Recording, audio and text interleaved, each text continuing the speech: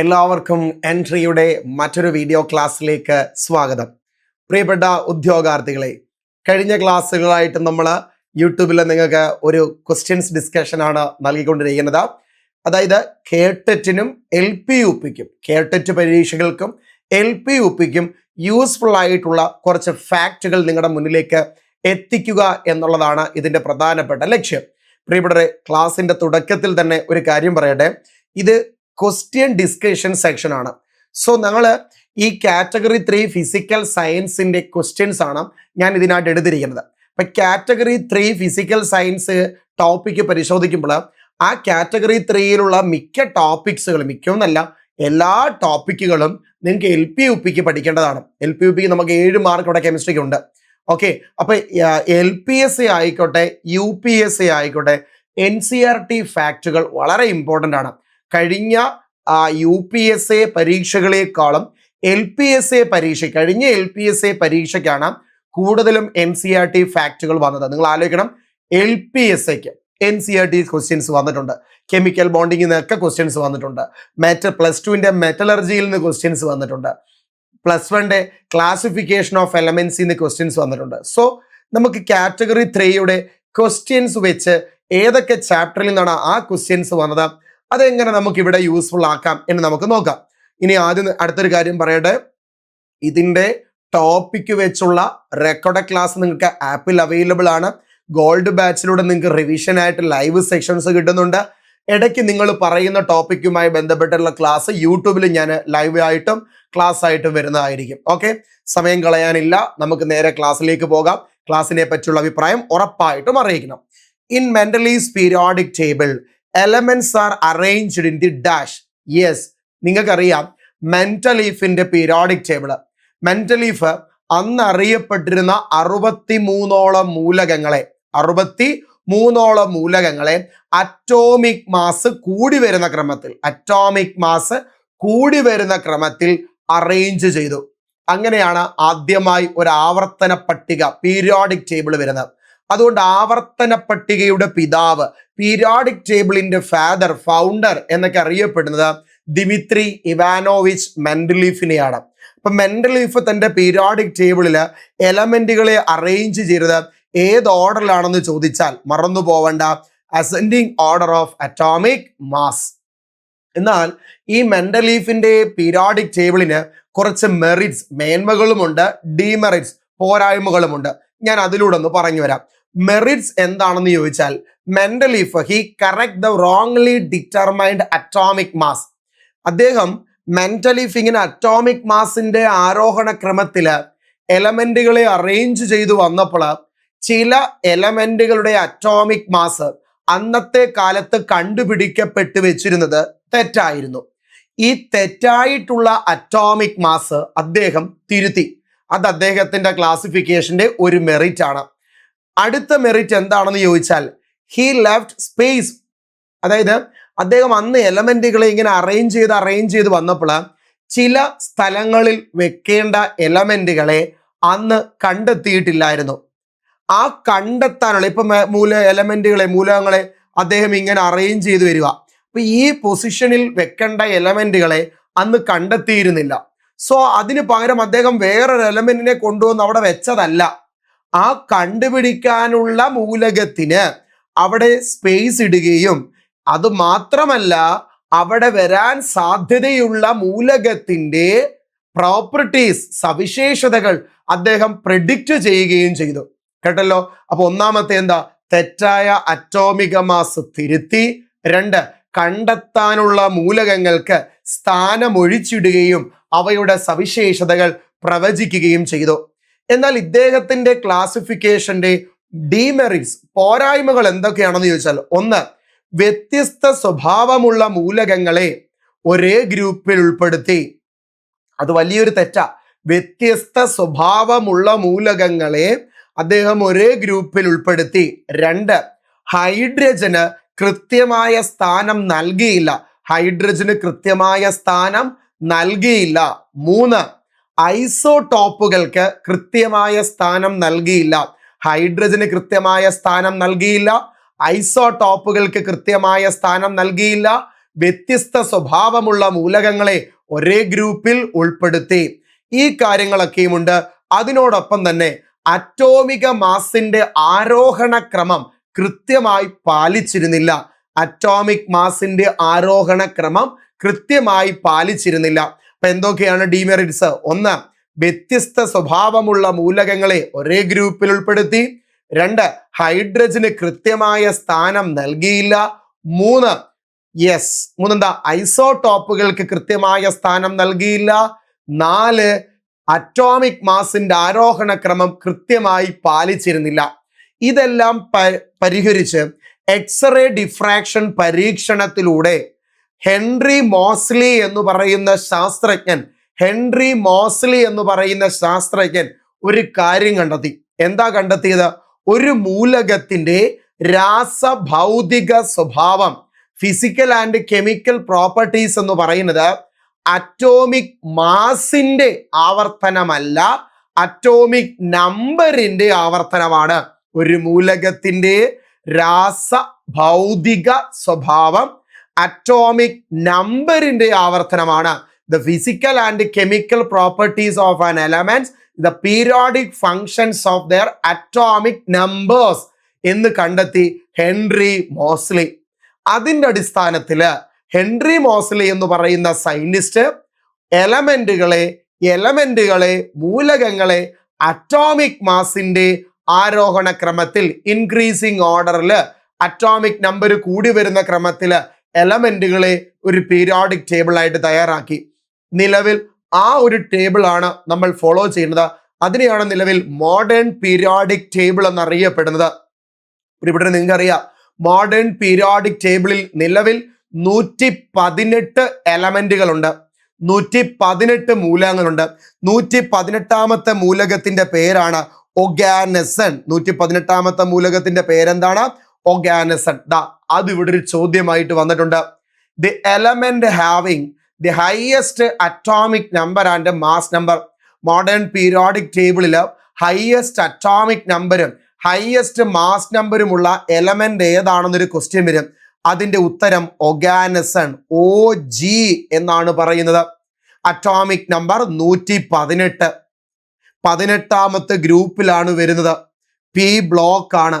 7ാമത്തെ പീരീഡില്. പ്രിയപ്പെട്ടവരെ, ഞാൻ ഈ പറയുന്നത് നിങ്ങൾ ശ്രദ്ധിച്ച് കേൾക്കണം. നിങ്ങൾ യൂട്യൂബില് എൻട്രി ഡിഗ്രി ലെവൽ ചാനൽ എന്ന് സെർച്ച് ചെയ്യണം. എൻട്രി ഡിഗ്രി ലെവൽ ചാനൽ എന്ന് സെർച്ച് ചെയ്യുമ്പോൾ അതിൽ വീഡിയോസിലേക്ക് പോകണം. താഴോട്ട് സ്ക്രോൾ ചെയ്ത് വരുമ്പോൾ എൻ്റെ ഒരു ക്ലാസ് കാണും. പീരിയോഡിക് ടേബിളിന്റെ ഒരു ലെൻസ് വെച്ച് ഒരു തമ്പനയിലുള്ള ഒരു ക്ലാസ് കാണും. ആ ക്ലാസ്സിൽ ഞാൻ എന്താണ് പഠിപ്പിക്കുന്നത് ചോദിച്ചാൽ, അറ്റോമിക് നമ്പർ 1 മുതൽ അറ്റോമിക് നമ്പർ 118 വരെയുള്ള ഏത് അറ്റോമിക് നമ്പർ തന്നിട്ടും മൂലകത്തിന്റെ പൊസിഷൻ, പീരീഡ്, ഗ്രൂപ്പ്, ബ്ലോക്ക് ഇതേത് ചോദിച്ചാലും എഴുതാൻ പറ്റുന്ന ഒരു ഷോർട്ട് കട്ട് മെത്തേഡ് ഞാൻ പഠിപ്പിച്ചിട്ടുണ്ട്. നിങ്ങൾക്ക് ചോദിക്കാം, NCERT വെച്ചൊരു ക്വസ്റ്റ്യൻ തന്നാൽ നിങ്ങൾക്ക് ചോദിക്കാം, അറ്റോമിക് നമ്പർ 58 വരുന്ന മൂലകം പീരിയോഡിക് ടേബിളിൽ ഏത് ഗ്രൂപ്പിലാണ്? അറ്റോമിക് നമ്പർ 72 ഉള്ള മൂലകം പീരിയോഡിക് ടേബിളിൽ ഏത് ഗ്രൂപ്പിലാണ്? ഞാൻ ഓൾറെഡി വീഡിയോ ചെയ്തിട്ടുണ്ട്, നിങ്ങൾ അത് കാണുമെന്ന് വിശ്വസിക്കുന്നു. ഓക്കെ ആണല്ലോ. മോഡേൺ പീരിയോഡിക് ടേബിളിൽ എത്ര പീരിയഡുകളുണ്ട് പഠിപ്പിച്ചിട്ടുണ്ട് നമ്മുടെ ക്ലാസ്സിൽ. കുത്തനെയുള്ളതാണ് കോളംസ്, ഹൊറിസോണ്ടലി ഉള്ള നിരകളാണ് റോസ്. പീരീഡ്. നിലവിൽ മോഡേൺ പീരിയോഡിക് ടേബിളില് 7 പീരിയഡുകളുമുണ്ട്, 18 ഗ്രൂപ്പുകളുമുണ്ട്. മറക്കല്ലേ. ഒന്നാമത്തെ ഗ്രൂപ്പിന്റെ പേര് കൂടപ്പറ പഠിപ്പിച്ചതാ. ഒന്നാമത്തെ ഗ്രൂപ്പിന്റെ പേര് ആൽക്കലി മെറ്റൽസ്, ആൽക്കലി ലോഹങ്ങൾ, ആൽക്കലി മെറ്റൽസ്. രണ്ടാമത്തെ ഗ്രൂപ്പിന്റെ പേര് alkaline earth metals, alkaline earth metals. അതേപോലെ 3 മുതൽ 12 വരെയുള്ള ഗ്രൂപ്പിന്റെ പേര് എന്താണ്? ട്രാൻസിഷൻ എലമെന്റ്സ് അഥവാ സംക്രമണ മൂലകങ്ങൾ. അപ്പൊ 1 alkali metals, 2 alkaline earth metals, 3 മുതൽ 12 വരെയുള്ളത് ട്രാൻസിഷൻ എലമെന്റ്സ് അഥവാ സംക്രമണ മൂലകങ്ങള്. 13ാമത്തെ ഗ്രൂപ്പിന്റെ പേര് boron family, 13 boron family, 14 carbon family, ഒന്നുകൂടെ 13 boron family, 14 carbon family, 15 nitrogen family, 16 oxygen family. 13, 14, 15, 16 ഇത്രയും ഗ്രൂപ്പിന്റെ പേര് പഠിക്കാൻ ഒരു എളുപ്പ വഴിയുണ്ട്. ആ എളുപ്പ വഴിയാണ് പ്രിയപ്പെട്ടവരെ ബിസീനോ.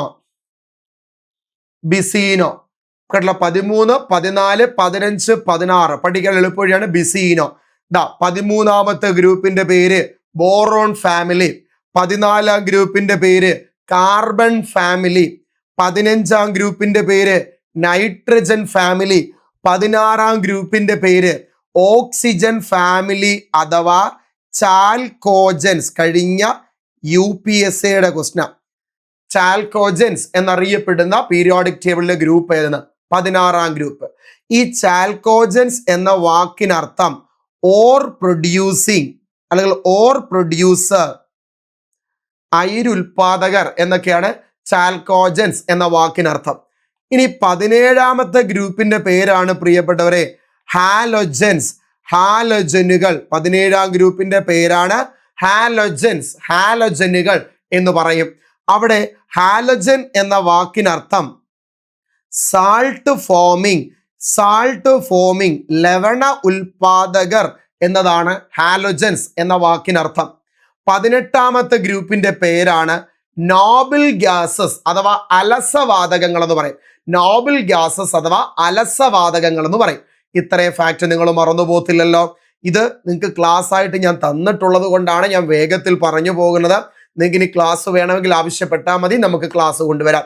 അപ്പൊ 18 ഗ്രൂപ്പിന്റെ പേര്: 1 alkali metals, 2 alkaline earth metals, 3 മുതൽ 12 വരെ ട്രാൻസിഷൻ എലമെന്റ്സ് അഥവാ സംക്രമണ മൂലകങ്ങൾ, 13ാമത്തെ ഗ്രൂപ്പിന്റെ പേര് കാർബൺ ഫാമിലി, 14ാം ഗ്രൂപ്പിന്റെ പേര് carbon family, 15 nitrogen family, 16 oxygen family, മറ്റൊരു പേര് ചാൽക്കോജൻസ്. ചാൽക്കോജൻസ് എന്ന വാക്കിനർത്ഥം ഓർ പ്രൊഡ്യൂസർ. 17ാം ഗ്രൂപ്പിന്റെ പേര് ഹാലോജൻസ്, ഹാലോജൻ എന്ന വാക്കിനർത്ഥം സാൾട്ട് ഫോമിങ്. 18ാം ഗ്രൂപ്പിന്റെ അർത്ഥം പേര് നോബിൾ ഗ്യാസസ് അഥവാ അലസവാതകങ്ങൾ, ഇനർട്ട് ഗ്യാസസ്, ഉത്കൃഷ്ടവാതകങ്ങൾ എന്നൊക്കെ പേരില് അറിയപ്പെടുന്നുണ്ട്. അടുത്ത question: water exist in liquid state because of dash. പ്രിയപ്പെട്ടവരെ, ഈ ചോദ്യം വന്നിരിക്കുന്നത് 9ാം ക്ലാസ്സിന്റെ കെമിക്കൽ ബോണ്ടിങ് എന്ന് പറയുന്ന ചാപ്റ്റർ, രാസബന്ധനം. LPSAയുടെ സിലബസിലും കെമിക്കൽ ബോണ്ടിങ് എന്ന് പറയുന്ന ടോപ്പിക് ഉണ്ട്, രാസബന്ധനം. കേട്ടറ്റ് ഫിസിക്സ് കാറ്റഗറി 3യിലും കെമിക്കൽ ബോണ്ടിങ് എന്ന് പറയുന്ന ടോപ്പിക് ഉണ്ട്. അപ്പൊ നിങ്ങൾ അവിടെ പഠിച്ചാൽ ഇവിടെ ഗുണമാണത്. അപ്പൊ 9ാം ക്ലാസ്സിന്റെ കെമിക്കൽ ബോണ്ടിങ് എന്ന് പറയുന്ന ഭാഗത്ത് ഹൈഡ്രജൻ ബോണ്ടിങ് എന്ന് പറയുന്ന ഒരു സെക്ഷൻ ഉണ്ട്. അവിടെ ലെഫ്റ്റ് സൈഡിലായിട്ടൊരു ടേബിൾ ഉണ്ട്. ആ ടേബിളിലുള്ള സെന്റൻസിൽ നിന്നെടുത്ത ക്വസ്റ്റ്യൻ ആണ് water exist in liquid state because of dash. കാരണം വാട്ടർ ലിക്വിഡ് സ്റ്റേറ്റിൽ കാണാൻ കാരണം ഇറ്റ്സ് പോളാർ നേച്ചർ, അവന്റെ പോളാർ നേച്ചർ ആണ്. കേട്ടല്ലോ. ഇനി അടുത്തത് ഒരു C ഓപ്ഷൻ നോക്കിയേ, the presence of very strong van der Waals force. അത് തെറ്റാണ്. വാട്ടറിൽ ഏത് ബോണ്ടിങ് ആണെന്ന് ചോദിച്ചാൽ നിങ്ങൾ ഉത്തരം കൊടുക്കണം പ്രിയപ്പെട്ടവരെ, ഹൈഡ്രജൻ ബോണ്ടിങ്. വാട്ടർ മോളിക്യൂളിൽ ഏത് ബോണ്ടിങ് ആണ്? Hydrogen bonding. നമ്മളത് റെക്കോർഡ് ക്ലാസ് പഠിപ്പിക്കാം. വാട്ടറിൽ ഏത് ബോണ്ടിങ് ആണ്? ഹൈഡ്രജൻ ബോണ്ടിങ് ആണ്. വാട്ടർ ലിക്വിഡ് സ്റ്റേറ്റിൽ കാണാൻ ഏത് നേച്ചർ ആണ്? പോളാർ നേച്ചർ ആണ്. അവിടെ തന്നെ മറ്റൊരു ഫാക്ട് കൂടെ ഞാനൊന്ന് പറഞ്ഞു തരാം. ജലവും മണ്ണെണ്ണയും പരസ്പരം കലരത്തില്ല. They are immiscible with each other. അവർ പരസ്പരം കലരത്തില്ല. ജലവും പെട്രോളും പരസ്പരം കലരുകയില്ല. അതിന്റെ റീസൺ എന്താണെന്ന് ഞാൻ പറയാം. ജലത്തിന് പോളാർ നേച്ചർ ആണ്. മണ്ണെണ്ണ, പെട്രോൾ പോലെയുള്ള പ്രോഡക്റ്റുകൾക്ക് നോൺ പോളാർ നേച്ചറുമാണ്. അപ്പൊ വാട്ടറിന് പോളാർ സ്വഭാവവും മണ്ണെണ്ണയ്ക്ക് നോൺ പോളാർ സ്വഭാവവും ആയതുകൊണ്ട് ഇവ പരസ്പരം കലരുന്നില്ല. ഇവർ ഇമ്മിസിബിൾ ആണ്. ആ പോയിന്റും SCERT കിടക്കുന്ന ഒരു സെന്റൻസ് ആണ്. അപ്പൊ ജലവും മണ്ണെണ്ണയും പരസ്പരം കലരുമോ? ഇല്ല. അവിടെ വേണമെങ്കിൽ എക്സ്ട്രാ ഒരു പോയിന്റ് കൂടെ ഞാൻ പറഞ്ഞുതരാം. പരസ്പരം കലരാത്ത ദ്രാവക മിശ്രിതങ്ങളെ സെപ്പറേറ്റ് ചെയ്യാൻ ഉപയോഗിക്കുന്ന അപ്പാരറ്റസ് ആണ് സെപ്പറേറ്റിംഗ് ഫണൽ. മറക്കല്ലേ, ഇമ്മിസിബിൾ ലിക്വിഡ്സിനെ, പരസ്പരം കലരാത്ത ദ്രാവകങ്ങളെ സെപ്പറേറ്റ് ചെയ്യാൻ ഉപയോഗിക്കുന്ന അപ്പാരറ്റസ്, ഉപകരണം ഏതെന്ന് ചോദിച്ചാൽ അത് സെപ്പറേറ്റിംഗ് ഫണലാണ്. അപ്പൊ വാട്ടർ ലിക്വിഡ് സ്റ്റേറ്റിൽ കാണാൻ കാരണം ഏത് നേച്ചറാണ്? പോളാർ നേച്ചറാണ്. ഇനി വാട്ടറും മണ്ണെണ്ണയും പരസ്പരം കലരുന്നില്ല. കാരണം എന്താ? ജലത്തിന് പോളാർ നേച്ചറും മണ്ണെണ്ണയ്ക്ക് നോൺ പോളാർ നേച്ചറുമാണ്. മണ്ണെണ്ണ പെട്രോൾ എന്ന് പറഞ്ഞത് കൊണ്ടാണ് അവിടെയും നിങ്ങൾക്ക് പറ്റിയ ഒരു ഫാക്ട് ഉണ്ട്, പറഞ്ഞു തരാം. ഇതെല്ലാം SCERT ആണ്. പെട്രോളിയം പ്രോഡക്ട്സ് എക്സാമ്പിൾ ആയിട്ട് പറയുകയാണെങ്കിൽ കെറോസിൻ, പെട്രോൾ എന്നിവയൊക്കെ. പെട്രോളിയം പ്രോഡക്ട്സുകളെ സെപ്പറേറ്റ് ചെയ്യാൻ, പെട്രോളിയം ഉൽപ്പന്നങ്ങളെ വേർതിരിക്കുവാൻ ഉപയോഗിക്കുന്ന മാർഗം ആർക്കെങ്കിലും പറയാമോ? പെട്രോളിയം ഉൽപ്പന്നങ്ങളെ വേർതിരിക്കുവാൻ ഉപയോഗിക്കുന്ന മാർഗമേത്? പറയാമോ? യെസ്, ആംശിക സ്വേദനം അഥവാ ഫ്രാക്ഷണൽ ഡിസ്റ്റിലേഷൻ. മറക്കല്ലേ, പെട്രോളിയം ഉൽപ്പന്നങ്ങളെ വേർതിരിക്കുവാൻ ഉപയോഗിക്കുന്ന മാർഗമേത് എന്ന് ചോദിച്ചാൽ നിങ്ങളുടെ ഉത്തരം ഇതായിരിക്കണം, ആംശിക സ്വേദനം അഥവാ ഫ്രാക്ഷണൽ ഡിസ്റ്റിലേഷൻ. എന്താണ് സാറേ ഫ്രാക്ഷണൽ ഡിസ്റ്റിലേഷൻ? അതൊക്കെ പഠിക്കേണ്ടതായിട്ടുള്ളതാണ് കേട്ടോ. ദാ പിടിച്ചോ, തിളനിലകൾ തമ്മിൽ ബോയിലിംഗ് പോയിന്റ് എന്ന് പറയും. തിളനില ബോയിലിംഗ് പോയിന്റ് എന്ന് പറയും. തിളനിലകൾ തമ്മിൽ ചെറിയ വ്യത്യാസമുള്ള ദ്രാവകങ്ങളെ, തിളനിലകൾ തമ്മിൽ ചെറിയ വ്യത്യാസം മാത്രമുള്ള ദ്രാവകങ്ങളെ പരസ്പരം വേർതിരിച്ചെടുക്കാൻ ഉപയോഗിക്കുന്ന മാർഗമാണ് ഏതെന്ന് പറയുന്നത്? ഫ്രാക്ഷണൽ ഡിസ്റ്റിലേഷൻ അഥവാ ആംശിക സ്വേദനം. മറന്നുപോവോ? ആംശിക സ്വേദനം പെട്രോളിയം ഉൽപ്പന്നങ്ങൾ വേർതിരിക്കുവാൻ ഉപയോഗിക്കുന്ന മാർഗമാണ് ഏതെന്ന് പറയുന്നത്? ആംശിക സ്വേദനം അഥവാ ഫ്രാക്ഷണൽ ഡിസ്റ്റിലേഷൻ. അപ്പൊ ഇവിടുന്ന് അത്രയും പോയിന്റ് നിങ്ങൾക്ക് കിട്ടിയെന്ന് ആലോചിച്ചോണേ പ്രിയപ്പെട്ടവരെ. Next question. ഈ ചോദ്യം വന്നിരിക്കണം, നിങ്ങൾ ആലോചിച്ച് നോക്കണം. കേട്ടറ്റിന്റെ ക്വസ്റ്റ്യൻ ആണ്, കാറ്റഗറി 3. ഈ ക്വസ്റ്റ്യൻ വന്നിരിക്കുന്നത് കെമിക്കൽ റിയാക്ഷൻ അഥവാ ഇലക്ട്രോ കെമിസ്ട്രി അല്ലെങ്കിൽ വൈദ്യുത രസതന്ത്രം എന്ന് പറയുന്ന ഭാഗം. ഇലക്ട്രോ കെമിസ്ട്രി എന്ന് പറഞ്ഞാൽ വൈദ്യുത രസതന്ത്രം എന്ന് പറയുന്ന ഭാഗത്തെ അടിസ്ഥാനമാക്കിയാണ് ഇത് കാറ്റഗറി 3ക്ക് ചോദിച്ചത്. എന്നാൽ ഇതേ ടോപ്പിക്ക് തന്നെ LP-UPക്കുമുണ്ട്. ഈ ചോദ്യം വന്നിരിക്കുന്നത് ഏത് ഭാഗത്തു നിന്നാന്ന് പറയട്ടെ? +2ന്റെ സെക്കൻഡ് ചാപ്റ്റർ, പുതിയ ടെക്സ്റ്റ് ബുക്കില് +2 കെമിസ്ട്രിയില് പുതിയ ടെക്സ്റ്റ് ബുക്കില് സെക്കൻഡ് ചാപ്റ്റർ ഇലക്ട്രോ കെമിസ്ട്രി എന്ന് പറയുന്ന ചാപ്റ്റർ. ആ ചാപ്റ്ററിൽ നമ്മൾ സെൽ പൊട്ടൻഷ്യലും ഇലക്ട്രോഡ് പൊട്ടൻഷ്യലും പഠിപ്പിക്കുന്ന ഒരു ഭാഗമുണ്ട്. EMF, സെൽ വോൾട്ടേജ് പഠിപ്പിക്കുന്ന ഒരു ഭാഗമുണ്ട്. അവിടുന്ന് വന്ന ക്വസ്റ്റ്യൻ ആണ്. അപ്പൊ ഇവിടുത്തെ സെൽ പൊട്ടൻഷ്യൽ എന്ന് പറഞ്ഞാൽ നമ്മൾ എഴുതുന്നത് എങ്ങനെയാണെന്ന് ചോദിച്ചാൽ, ഈ സെൽ ക്ലാസ്സിൽ നമുക്ക് ടോപ്പിക്കിൽ ഇതെല്ലാം ഡിസ്കസ് ചെയ്യാം. ഈ സെൽ എന്ന് പറഞ്ഞാൽ സെൽ പൊട്ടൻഷ്യൽ എന്ന് പറഞ്ഞാൽ ഇക്വേഷൻ ഇങ്ങനെയാണ് പ്രിയപ്പെട്ടവരെ. ഈ കാഥോഡ് എന്ന് പറഞ്ഞാൽ കാഥോഡിലെ പൊട്ടൻഷ്യൽ മൈനസ് ഈ ആനോഡ് എന്ന് പറഞ്ഞാൽ ആനോഡിലെ പൊട്ടൻഷ്യൽ. ഇതാണ് സെൽ വോൾട്ടേജ് അഥവാ സെൽ പൊട്ടൻഷ്യൽ. ഇക്വേഷൻ എങ്ങനെയാ? E cell is equal to E cathode minus E anode. അല്ലെങ്കിൽ മറ്റൊരു ഇക്വേഷനും കൂടെ ഇങ്ങനെ പറയാം, E cell is equal to high reduction potential minus low reduction potential. അപ്പൊ ഈ രണ്ട് ഇക്വേഷൻ നിങ്ങൾ അറിഞ്ഞിരിക്കുക. ഇനി നമുക്ക് ക്വസ്റ്റ്യനിലേക്ക് പോവാം. ഇവിടെ രണ്ട് വാല്യൂസ് തന്നിട്ടുണ്ട്, നോക്കാം. ഇവിടെ മഗ്നീഷ്യത്തിന്റെ റിഡക്ഷൻ പൊട്ടൻഷ്യൽ വാല്യൂ, ഈ തന്നിരിക്കുന്ന വാല്യൂ ആണ് റിഡക്ഷൻ പൊട്ടൻഷ്യൽ വാല്യൂ. എത്രയാണ് തന്നിരിക്കുന്നത്? ഞാൻ ഇപ്പുറത്തേക്കൊന്ന് എടുത്ത് എഴുതുവാണ്. മഗ്നീഷ്യത്തിന്റെ തന്നിട്ടുണ്ട് -2.37. ഇനി അടുത്തത് കോപ്പറിന്റെ തന്നിട്ടുണ്ട്. കോപ്പറിൻ്റെത് +0.34 വോൾട്ട്. ഇതും റിഡക്ഷൻ പൊട്ടൻഷ്യൽ വാല്യൂ ആണ്, ഇതും റിഡക്ഷൻ പൊട്ടൻഷ്യൽ വാല്യൂ ആണ്. എന്നിട്ട് പറയുക സെൽ വോൾട്ടേജ് കാൽക്കുലേറ്റ് ചെയ്യാൻ. ഇക്വേഷൻ എന്തുവാ? High reduction potential minus low reduction potential with sign നോക്കി നിങ്ങൾ പറ. ഇതല്ലേ ഹൈ റിഡക്ഷൻ പൊട്ടൻഷ്യൽ പ്ലസ് 0.34. ഇതല്ലേ low reduction potential value minus 2.37. So ഈ വാല്യൂ ഞാനിവിടെ സബ്സ്റ്റിറ്റ്യൂട്ട് ചെയ്യുവാണ്. 0.34 minus low reduction potential value അതെത്ര? മൈനസ് 2.37. ഈസി ആണ്. മൈനസും മൈനസും പ്ലസ് ആവും. ഈ മൈനസും മൈനസും പ്ലസ് ആവും. അപ്പൊ 0.34 plus 2.37. Easy question, easy question. ഒരു ബുദ്ധിമുട്ടില്ല. 2.71 വോൾട്ട് എന്ന് വരും. ഓപ്ഷൻ ഉണ്ടോ? ഉണ്ട്. Plus 2.71 volt. അപ്പൊ ഇത് പ്ലസ് ടുവിലെ ഇലക്ട്രോ കെമിസ്ട്രി എന്ന് പറയുന്ന ഭാഗത്ത് നിന്ന് ചോദിച്ച ക്വസ്റ്റ്യൻ ആണ്. ഇത് വളരെ ഈസി ക്വസ്റ്റ്യൻ ആണെന്ന് നിങ്ങൾ അറിഞ്ഞിരിക്കുക. ഇത് ഉറപ്പായിട്ടും ചെയ്യാൻ പറ്റും. ഏത് ഭാഗത്തു നിന്നാണ് ചോദിച്ചതെന്ന് ഞാൻ പറഞ്ഞു തന്നു.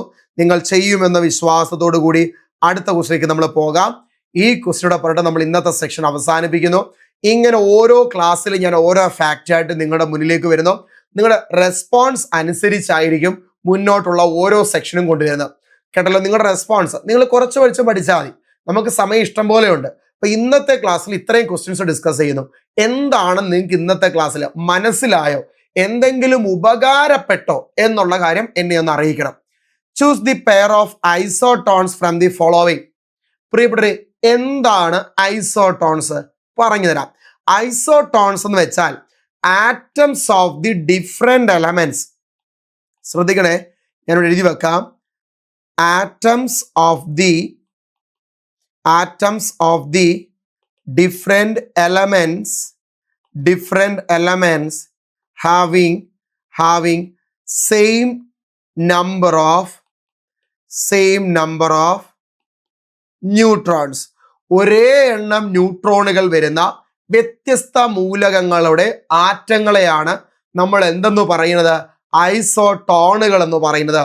രണ്ട് വ്യത്യസ്ത എലമെന്റുകളുടെ ആറ്റങ്ങൾ, ഒന്ന് ഓക്സിജൻ ആണെങ്കിൽ മറ്റേ നൈട്രജൻ, ഒന്ന് കാർബൺ ആണെങ്കിൽ മറ്റേത് അടുത്താണ്. ഇപ്പൊ രണ്ടും ഡിഫറെന്റ് ആറ്റങ്ങളാണ്. പക്ഷെ രണ്ടു പേരിലെയും ന്യൂട്രോണിന്റെ എണ്ണം എന്തായിരിക്കും? സെയിം ആയിരിക്കും. അപ്പൊ അടുത്ത ഫാക്ട്, നമ്പർ ഓഫ് ന്യൂട്രോൺസ് കാണാൻ എല്ലാവർക്കും അറിയണം. എങ്ങനെയാ ന്യൂട്രോണിന്റെ എണ്ണം കാണുന്നത്? നിങ്ങൾക്കറിയാമോ? Yes, correct. Mass number. പ്രിയപ്പെട്ടവരെ, മാസ് നമ്പറിനെ സൂചിപ്പിക്കുന്ന ലെറ്റർ ആണ് A. Mass number minus atomic number, mass number minus atomic number. ഇങ്ങനെയാണ് ന്യൂട്രോൺ എണ്ണം കാണുന്നത്. Mass number minus atomic number. So ശ്രദ്ധിച്ചു നോക്ക്. ആദ്യത്തെ ക്വസ്റ്റ്യൻ തന്നെ നോക്ക്. അതെന്തായാലും ഐസോടോണിൽ വരില്ല. കാരണം എന്താ? അത് രണ്ടും സെയിം ആറ്റങ്ങളാണ്. അത് മാത്രമല്ല അവരുടെ അറ്റോമിക് നമ്പർ സെയിം ആണ്. അപ്പം അറ്റോമിക് നമ്പർ സെയിം ആയിട്ട് വരുന്ന പെയറുകളെ നമ്മൾ എന്തെന്നാണ് വിളിക്കുന്നത്? ഐസോടോപ്സ്, ഐസോടോപ്പുകൾ എന്നാണ് വിളിക്കുന്നത്. ഐസോടോപ്പുകൾ എന്നാണ് വിളിക്കുന്നത്. ഇനി നമുക്ക് അടുത്തതിലേക്ക് നോക്കാം. മഗ്നീഷ്യത്തിന്റെയും സോഡിയത്തിന്റെയും നോക്കാം. രണ്ടും ഡിഫറെന്റ് എലമെന്റുകളാണ്. ഒന്ന് മഗ്നീഷ്യം, മറ്റൊന്ന് സോഡിയം. മഗ്നീഷ്യത്തിന്റെ അറ്റോമിക് നമ്പർ എഴുതുന്നു 12, മാസ് നമ്പർ എഴുതുന്നു 24. സോഡിയത്തിന്റെ അറ്റോമിക് നമ്പർ എഴുതുന്നു 11, മാസ് നമ്പർ എഴുതി 24. മൈനസ് ചെയ്യുന്നു. മാസ് നമ്പറിൽ നിന്ന് അറ്റോമിക് നമ്പർ മൈനസ് ചെയ്യുന്നു. എങ്കിൽ മാത്രമേ നമുക്ക് ന്യൂട്രോൺ എണ്ണം കാൽക്കുലേറ്റ് ചെയ്യാൻ പറ്റത്തുള്ളൂ. ഇവിടെ mass number 24, atomic number 12.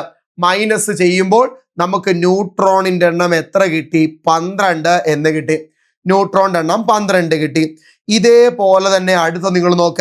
Mass number 24, atomic number 11. Minus ചെയ്യുമ്പോൾ ന്യൂട്രോണിന്റെ എണ്ണം 13 കിട്ടിയത്. സോ ഇവിടെ ന്യൂട്രോണിന്റെ എണ്ണം ഡിഫറെന്റ് ആണ്, പക്ഷെ മാസ് നമ്പർ സെയിം ആണ്.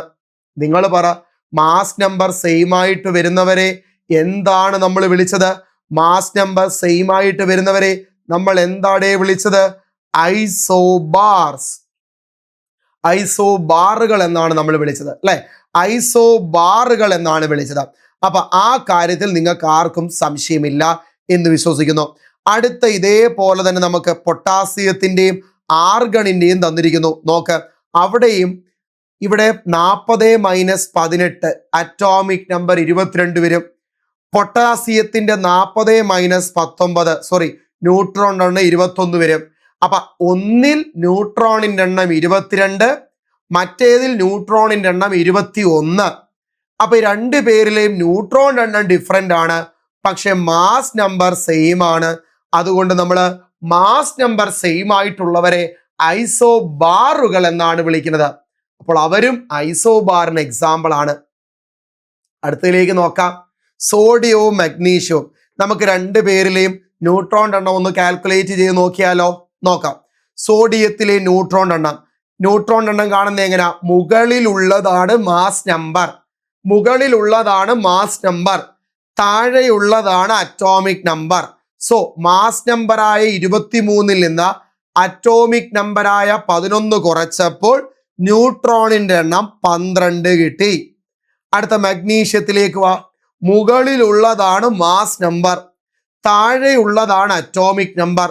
അപ്പം മാസ് നമ്പറായ 24 നിന്ന് അറ്റോമിക് നമ്പറായ 12 കുറച്ചപ്പോൾ ന്യൂട്രോണിന്റെ എണ്ണം 12 കിട്ടി. ഇതിൽ നമുക്ക് മനസ്സിലാക്കാം രണ്ട് പേരിലെയും ന്യൂട്രോണിന്റെ എണ്ണം സെയിം ആണ്, രണ്ടും ഡിഫറെന്റ് ആറ്റങ്ങളുമാണ്. സോ ഇവർ എന്തിന് എക്സാമ്പിൾ ആണ് പ്രിയപ്പെട്ടവരെ? ഐസോട്ടോണുകൾക്ക് എക്സാമ്പിൾ ആണ്. ഐസോട്ടോൺ എന്ന് വെച്ചാൽ എന്തുവാ? രണ്ടും ഡിഫറെന്റ് എലമെന്റുകളുടെ ആറ്റങ്ങളായിരിക്കണം. രണ്ടു പേരുടെയും ന്യൂട്രോൺ എണ്ണവും സെയിം ആണെങ്കിൽ അവർ ഐസോട്ടോണുകൾക്ക് എക്സാമ്പിൾ ആയിരിക്കും. അറ്റോമിക് നമ്പർ സെയിം ആയിട്ട് വന്നാൽ ഐസോട്ടോപ്പ്, മാസ് നമ്പർ സെയിം ആയിട്ട് വന്നാൽ ഐസോബാർ, ന്യൂട്രോണിന്റെ എണ്ണം സെയിം ആയിട്ട് വന്നാൽ ഐസോട്ടോൺ. ഒരു സിമ്പലിന്റെ മുകളിൽ എഴുതുന്നതാണ് അറ്റോമിക് നമ്പർ, ഇടത് സൈഡിൽ താഴെ എഴുതുന്നതാണ് അറ്റോമിക് നമ്പർ. മാസ് നമ്പറിനെ സൂചിപ്പിക്കുന്നത് ക്യാപിറ്റൽ എ എന്ന് പറയുന്ന ലെറ്റർ ആണ്. അറ്റോമിക് നമ്പറിനെ സൂചിപ്പിക്കുന്ന ലെറ്റർ ഇസഡ് ആണ്. അപ്പം ഇന്നത്തെ ക്ലാസ്സിൽ നമ്മൾ ഡിസ്കസ് ചെയ്ത ഇത്രയും ക്വസ്റ്റ്യൻസും അതിനെ തുടർന്ന് പറഞ്ഞു തന്ന കാര്യങ്ങളും മനസ്സിലായിട്ടുണ്ടെന്ന് വിശ്വസിക്കുന്നു. ഏതെങ്കിലും ടോപ്പിക്കുകളുടെ ക്ലാസ് റെക്കോർഡഡ് ആയിട്ടോ ലൈവ് സെക്ഷൻ ആയിട്ടോ വേണമെന്നുണ്ടെങ്കിൽ ക്ലാസ്സിന്റെ താഴെ കമന്റ് ചെയ്യുക. ഉപകാരപ്പെട്ടോ ഇല്ലയോ എന്ന് ഒന്ന് കമന്റ് ആയിട്ട് എഴുതി കുറിക്കാൻ സമയം കണ്ടെത്തുക. ഇതേപോലെ അടുത്ത ക്ലാസ്സുമായി നമുക്ക് വീണ്ടും കാണാം. ക്ലാസ് മനസ്സിലായിട്ടുണ്ടെന്ന വിശ്വാസത്തോടു കൂടി താങ്ക്